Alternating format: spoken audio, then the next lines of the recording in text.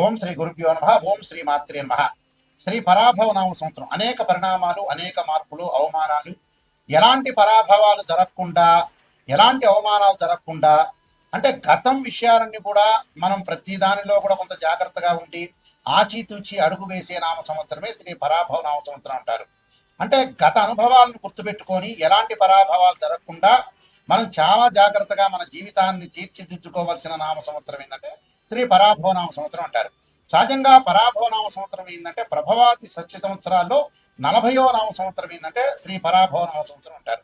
శ్రీ పరాభవనామ సంవత్సరంలో ద్వాదశ రాశులకు ఈ విధంగా ఉన్నాయో ఒక్కసారి మనం చూద్దాం. ముందుగా ముఖ్యంగా ద్వాదశ రాశుల గురించి ఫలితాలు మనం తెలుసుకునే ముందు ప్రధానంగా ఈ గ్రహగమన గతులు ఏ విధంగా ఉన్నాయో తెలుసుకుందాం. దీనిలో ప్రధానంగా మనకి జూన్ 1వ తారీఖు వరకు కూడా గురువు మిథున రాశిలో సంచారం చేయటం, ఆ తర్వాత 2వ తారీఖు నుండి మరి అక్టోబర్ 31వ తారీఖు వరకు కూడా కర్కాటక రాశిలోను, 31వ తారీఖు నుంచి గురువు అతిచారంతో మరి సింహరాశిలో సంచారం చేయటం, డిసెంబర్ 18 వరకు కూడా. డిసెంబర్ 18 తర్వాత 18 నుండి మరి సింహరాశిలో వక్రస్థితిలోకి గురువు వెళ్ళటం జరుగుతుంది. అలానే శని యొక్క బలాన్ని మనం చూసుకునేటట్టయితే శని మీనరాశిలో ఉండటం, జూలై 25వ తారీఖున మళ్ళీ వక్రస్థితిలోకి వెళ్ళిపోవటం, రాహుకేతువులు వచ్చేటప్పటికి రాహు కుంభరాశిలో 6వ తారీఖు వరకు ఉండటం, 7వ తారీఖున మకర రాశిలోకి, అలానే ప్రధానంగా కేతు వచ్చేటప్పటికల్లా సింహరాశిలో సంచారం చేయడం 6వ తారీఖు వరకు కూడా, 7వ తారీఖున వచ్చేటప్పుడు కర్కాటక రాశిలో సంచారం చేయడం, రవి బుధ శుక్రగ్రహాలు 30 రోజుల పాటు ఒక రాశి నుంచి మరొక రాశికి మారటం, కొంచెం 45 రోజుల పాటు, చంద్రుడు 2.5 రోజుల పాటు ఉంటాడు. ఇవన్నీ కూడా గోచారరీత్యా చెప్పబడే ఫలితాలు అంటారు. గోచారరీత్యా ఈ మేషాది ద్వాదశ రాశుల వాళ్ళకి ఏ విధంగా ఉందో ఒకసారి మనం తెలుసుకుందాం. కర్కాటక రాశి వారికి శ్రీ పరాభవనామ సంవత్సరం ఏ విధంగా ఉండబోతుంది. కర్కాటక రాశి వారికి 2 ఆదాయం 11 ఖర్చుగా ఉంటుంది, 4 రాజ్యపూజ్యం 7వ మానంగా ఉంటుంది. పునరసు నక్షత్రం 4వ పాదంలోను, పుష్యమి నక్షత్రం 1, 2, 3, 4 పాదాలు జన్మించిన వాడు కానీ, ఆశ్లేష నక్షత్రం 1, 2, 3, 4 పాదాలు జన్మించిన వ్యక్తులందరూ కూడా కర్కాటక రాశి జాతకులు అవుతారు. ఈ కర్కాటక రాశి వాళ్ళకి ఏమిటంటే వృత్తి వ్యాపార పరంగా లాభము, బిందులు వినోదాల్లో పాల్గొనడం, ప్రయాణాలు చేసే అవకాశాలు, తీర్థయాత్రలు, పుణ్యక్షేత్రాలకు తిరిగే అవకాశాలు ఎక్కువ ఉంటాయి. అధికంగా కొంత డబ్బులు ఖర్చు చేస్తారు. అంటే ధనధాన్య వృత్తి కలుగుతూనే కొంత ఖర్చులు కూడా జరిగే అవకాశాలు ఎక్కువ ఉంటాయి. అలానే గృహలాభం, భోగము, అకాల భోజనం, సమయానికి భోజనం చేయలేకపోవడం, శ్రమ, బంధుమిత్రులతో విరోధ భావాలు కలిగే అవకాశాలు ఎక్కువ ఉంటాయి. విరోధ భావాలతో పాటు ధనహాని, రోగ సంబంధమైన వాహనపరమైన భయాలు కలిగే అవకాశాలు ఎక్కువ ఉంటాయి. విద్యార్థులకు మంచి కాలము, ఆలస్యంగా వివాహ ప్రయత్నాలు ఫలించే అవకాశాలు ఎక్కువ ఉంటాయి. పునరసు నక్షత్రం 4వ పాదంలో జన్మించిన వాళ్ళందరికీ కూడా అనవసరమైన ప్రయాణాలు పెట్టుకోవద్దండి, అనవసరమైన ఆటంకాల వైపు వెళ్ళొద్దండి. కుటుంబ పరంగా, వ్యక్తుల పరంగా కొన్ని ఇబ్బందులు కలగటం, మాట పట్టింపుల విషయంలో కొంత జాగ్రత్తగా ఉండాలి. అనవసరమైన విషయాలకి వెళ్ళటం వల్ల కూడా కొన్ని ఇబ్బందులు రాకుండా చూసుకోండి. వృధా ఖర్చులు పెరిగే అవకాశాలు ఖచ్చితంగా ఉంటాయి. అందువల్ల వీళ్ళు విశ్వనాథాష్టకము కానీ, అన్న సంతర్పణ కానీ, రుద్రహోమం కానీ చేయటం వల్ల, లింగార్చన చేయటం వల్ల చాలా అద్భుతమైన రిజల్ట్స్ వచ్చే అవకాశాలు ఖచ్చితంగా ఉంటాయి. అలానే పుష్యమి నక్షత్రంలో జన్మించిన వాళ్ళకి ఆకస్మికంగా ఉన్నటువంటి ధన నష్టం రాకుండా చూసుకోండి. ఆరోగ్య భంగం కలగకుండా చూసుకోండి. స్థాన మార్పులు జరగటం, బంధుమిత్రులతో సహకారంతో కార్యసిద్ధి, ఏదైతే మీరు కార్యక్రమం అనుకున్నారో వాళ్ళ కార్యసిద్ధి జరిగే అవకాశాలు ఎక్కువ ఉంటాయి. నూతన వస్తు వాహనాలు కొనుగోళ్లు నివారణ, అంటే నూతన వస్తువులు వాహనాలు కొనుగోలు చేస్తారు. అలానే వీళ్ళు అష్టాక్షరి మంత్ర హోమాన్ని చేసుకోవటం, విష్ణు సహస్రనామ పారణము, అలానే ఆలయంలో చందన సమర్పణ, గౌరీ స్తోత్ర పాలనం చేయడం వల్ల వీళ్ళకి మంచి జరుగుతుంది. అలా ఆశ్లేష నక్షత్రంలో జన్మించిన వ్యక్తులకి బంధుమిత్రులతో కలయిక, గృహంలో కొన్ని మార్పులు, అలానే గృహ నిర్మాణం చేపట్టే అవకాశాలు ఎక్కువ ఉంటాం. అలానే పోటీతత్వం బాగా పెరగడం, శత్రు భయం జరిగే అవకాశాలు ఎక్కువ ఉంటాయి.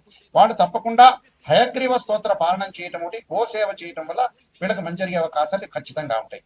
ఇవన్నీ కూడా గోచారరీత్యా చెప్పబడే ఫలితాలు అంటారు. అంటే this is the transit system అంటారు. ట్రాన్సిట్ సిస్టమ్ వేరు, బర్త్ చార్ట్ అనేది వేరు. What is the difference between transit system and birth chart అంటే, ఒక చెట్టు ఉంటుంది, ఆ చెట్టు కింద కొమ్మలు ఉంటాయి, ఆ కొమ్మల పైన ఆ చెట్టు ఉంటుంది, ఆ చెట్టు కింద వేళ్ళు ఉంటాయి, వేళ్ల పైన కాండం ఉంటుంది, కాండానికి బ్రాంచెస్ ఉంటాయి. ఎప్పుడైతే కొమ్మలకి ఆకులు ఉంటాయి, ఆకులు సహజంగా ఎప్పుడు వస్తున్నాయి అంటే మనకు సహజంగా రైన్ సీజన్లో వస్తాయి, వింటర్ సీజన్లో అలానే ఉంటాయి, అలానే సమ్మర్ సీజన్లో రాలిపోతుంటాయి. ఆ రాలిపోయే ఆకులే గోచారం అంటారు. అంటే గ్రహాలు ఒక రాశి నుంచి మరొక రాశికి కొంతకాలం పడుతూ ఉంటుంది. అంటే రాహుకేతులు 18 నెలలు, అలానే గురువు సంవత్సర కాలం, శని 2.5 సంవత్సరాలు, అలానే రవి బుధ శుక్రగ్రహాలు 30 రోజుల పాటు ఒక రాశి నుంచి మరొక రాశికి మారుతాడు. కుజుడు 45 రోజుల పాటు ఉంటాడు. చంద్రుడు 2.5 రోజుల పాటు ఉంటాడు. ఇది గోచారం అంటారు.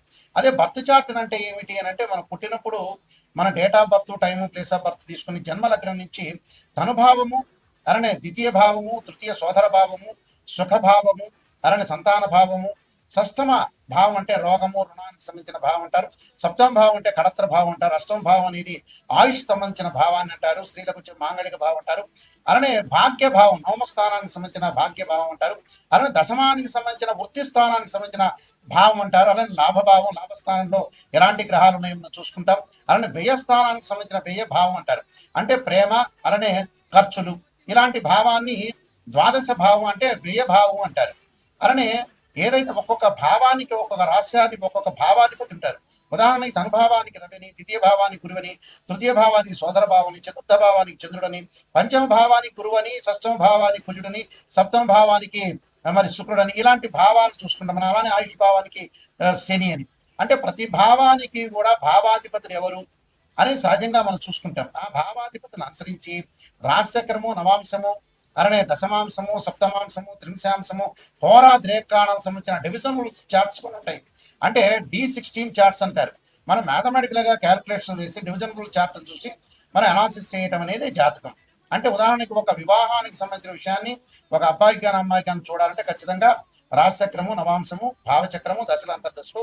సంతానపరంగా చూడాలంటే రాశిచక్రము, సప్తమాంశము, అలానే మనం భావచక్రము, దశల అంతర్దశను అనాలిసిస్ చేయాలి. ఇలాగ డివిజన్ చార్ట్స్ చూసి మనం చెప్పడం అనేది బర్త్ చార్ట్ అంటారు. అంటే గోచారం ఎప్పుడు కూడా 20% మాత్రమే సపోర్ట్ ఉంటుంది.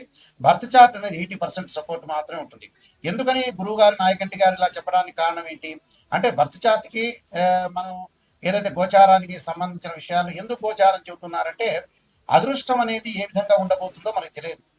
ఒక నిమిషంలో అదృష్టం కలగవచ్చు. అంటే మన లైఫ్ లో ఎప్పుడు కూడా ఒక నిమిషంలో ఎంత కృషి చేసినా కూడా ఆవగిందంత అదృష్టం అనేది ఉండాలంటారు. ఆవగిందంత అదృష్టమే మన జీవితంలో లైఫ్ లో గోచారం అంటారు. ఈ గోచార పరంగా మనం ఏ విధంగా చూసుకోవాలి. ఖచ్చితంగా కొన్ని ప్రత్యేకంగా మీకు రెమెడీస్ చెప్పబోతున్నాను. ఆ రెమెడీస్ లో ప్రధానంగా మీరు చేయాల్సినవి ఏమిటి అని అంటే, ఉద్యోగపరంగా ఇబ్బందులు కలుగుతున్న వ్యక్తులు ఎవరైతే ఉంటారో సూర్యుడి యొక్క ఆరాధన చేయాలి. ఆదిత్యాయుధే సహస్రమూర్తాయ ధీమే తన్నో సూర్య ప్రచోదయాత్ అనే మంత్రాన్ని చక్కగా చదువుకోవటం, గోధుమలు దానం చేయటం చాలా మంచిది. అలానే మానసికంగా ఆందోళన పడుతున్న వాళ్ళు క్షీరపుత్రాయుధి అమృతతత్వాయ ధీమే తన్నో చంద్ర ప్రచోదయాత్ అని చంద్రుడి యొక్క ఆరాధన చేయటం. అలానే మనం బియ్యాన్ని దానం చేయటం వల్ల కూడా మంచి జరుగుతుంది. అలానే వాహన ప్రమాదాలు జరగకుండా, కోర్టు సమస్యలు రాకుండా, వివాదాలు అన్నదమ్ముల మధ్యలో సఖ్యత అనేది చాలా ఇంపార్టెంట్ కాబట్టి ఎలాంటి ప్రాబ్లమ్స్ అన్నదమ్ముల మధ్యలో రాకుండా ఉండడానికి అంగార గ్రహాన్ని ఆరాధన చేయాలి. రాహుకాలంలో దీపం పెట్టడం, అంగారకాయుధ్యం శక్తిహస్తాయ ధీమే తన్నో భౌమ ప్రచోదయాత్ అనే మంత్రాన్ని, అలానే ధరణీగర్భ సంభూతం విద్యుత్ కాంతి సమప్రహం కుమార శక్తిహస్తంచ మంగళం ప్రణమామ్యం అనే మంత్రాన్ని కూడా చక్కగా చదువుకోవటం, కందులు, ఎర్రని వస్త్రాన్ని దానం చేయడం చాలా మంచిది. అలానే బుధగ్రహం యొక్క అనుకూలత లేకపోతే విష్ణు సహస్రనామం పాలన చేయడం, పెసలు దానం చేయాలి. అలానే ముఖ్యంగా విద్యార్థులకు అనుకూలంగా ఉండాలంటే దక్షిణామూర్తి స్తోత్ర పాలన చేసుకోవటం ఒకటి. అలానే దేవగురువైన బృహస్పతికి సంబంధించిన శనగలు దానం చేయడం చేయాలి. అలానే ధనపరంగా ఇబ్బందులు కలిగే వాళ్ళు యక్షాయ కుబేరాయ వైశ్రవణాయ ధనధాన్యాధిపదే ధనం ధాన్యం సముద్యమే దేహిమే దాపయిస్వ అనే మంత్రాన్ని చక్కగా చదువుకోవాలి. అలానే వివాహం కాని స్త్రీ పురుషులు ఎవరైతే ఉంటారో అమ్మాయిలు వచ్చారు వరపాస్పద సప్తాభిషేకం, అఘోర గౌరీ పాస్పద సప్తాభిషేకం, అబ్బాయిలు వచ్చారు కన్యాపాస్పద సప్తాభిషేకం చేయాలి. అలానే ఆరోగ్యపరంగా ఇబ్బందులు కలిగేవాడు శరీరే జర్జరీభూతే వ్యాధిగ్రస్తే కలేబి ఔషధం జాహ్నవీతోయం వైద్యో నారాయణారి అనే మంత్రాన్ని చదువుకోవాలి. విదేశాలకు వెళ్ళలేని వాళ్ళు, ఇబ్బందులు పడుతున్నవారు తప్పకుండా రాహు యొక్క ఆరాధన చేయాలి. రాహుకాలంలో దీపం పెట్టడమే కాకుండా అర్ధకాయ మహావీరం చంద్రాదిత్య మధ్యం సింహకాగర్భ సంభూతం తమ రాహుం ప్రణమామ్యం అనే మంత్రాన్ని చదువుకోవాలి. ధనపరంగా ఎవరైతే ఇబ్బందులు పడుతున్నారో యక్షాయ కుబేరాయ వైశ్రవణాయ ధనధాన్యాధిపతి ధనం ధాన్య సమృద్ధిపై దేహి మీద ఆపై స్వాహ అనే మంత్రాన్ని చక్కగా చదువుకుంటే వీళ్ళకి మంచి అవకాశాలు ఖచ్చితంగా ఉంటాయి. ఇవన్నీ కూడా ప్రతిదీ కూడా మనం రెమెడీ చేసి ఎప్పుడైనా సరే జాతకం చెప్పించుకునే వాళ్ళు ఎవరైనా సరే మా దగ్గరికి వచ్చినప్పుడు నెగిటివ్ పాజిటివ్ రెండు కూడా ఆలోచన చేయండి. లైఫ్ లో ఎప్పుడు కూడా పొగడటం కాదు, నిజాన్ని తెలుసుకుంటే మన జీవితం అనేది డెవలప్మెంట్ అయ్యే అవకాశం ఖచ్చితంగా ఉంటుంది. అందువల్ల ఖచ్చితంగా మా దగ్గరికి వచ్చే వాళ్ళు ఎవరైనా సరే నెగిటివ్ పాజిటివ్ రెండు చెప్పించుకోవాలి. ఎందుకంటే నెగిటివ్ చెప్పించుకున్నారనుకోండి ఎలాగ మనం డెవలప్మెంట్ చెందాలి, ఆ నెగిటివ్ను పాజిటివ్ చేసుకోవడం ఎలా అనే ఆలోచన చేస్తేనే మన లైఫ్ అనేది లీడ్ అయ్యే అవకాశాలు ఖచ్చితంగా ఉంటాయి. పొగట్టం ఏముంది, ఎప్పుడైనా ఎవరైనా మన పక్కింటి వాడైనా మనల్ని పొగుడతాడు. ఆ పొగట్టం ఏమి పెద్ద జ్యోతిష్యంలో అంతర్భాగమే కాదు. కాబట్టి జాగ్రత్తగా ఆలోచన చేయండి.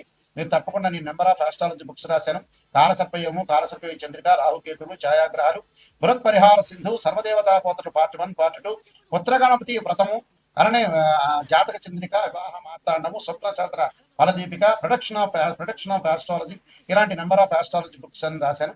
తప్పకుండా ఇవన్నీ రాజమండ్రి మోహన్ పబ్లికేషన్ లో దొరుకుతాయి, లేదా నా దగ్గరైనా దొరుకుతాయి. మీరు www.nayakanti.com కానీ www.nayakanti.in అనేది చూడండి. మేము వంశపారంపర్యంగా చెప్పే వ్యక్తులమే.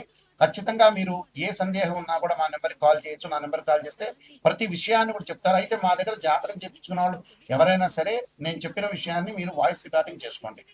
వాయిస్ రికార్డింగ్ ఎందుకు చేసుకోమంటున్నానంటే, కొన్ని జాతకాల్లో నెగిటివ్ ఉంటే పాజిటివ్ ఉంటాయి. మీరు రికార్డ్ చేసుకున్నారనుకోండి, గురువు గారు ఈ పదార్థం తినకూడదని చెప్పారు, నాయకంటి గారు ఇలా సూచనలు చేశారు అనేది నిజాన్ని తెలుసుకుంటారు. ఇప్పుడు నేను చెబుతాను, మీరు మర్చిపోతారు. మర్చిపోయిన తర్వాత ఏమవుతుంది, ఏదో చెప్పారు గురువు గారు బిజీగా ఉన్నారు అనుకుంటారు. కాబట్టి వాయిస్ రికార్డింగ్ అని మస్ట్. ఏ విషయాన్నైనా సరే నాతో మాట్లాడచ్చు. ఆ స్క్రీన్ మీద స్క్రోలింగ్ అవుతున్న నెంబర్ ఉంటుంది, ఆ నెంబర్కి మీరు ఫోన్ చేసి మీరు తెలుసుకోండి. శ్రీ పరాభవనామ సంస్థలో మీ అందరికీ కూడా శ్రీ పరమేశ్వరుడి యొక్క కరుణాకటాక్షం ఉండాలని ఆశిస్తూ సర్వే జనా సుఖినో భవంతు.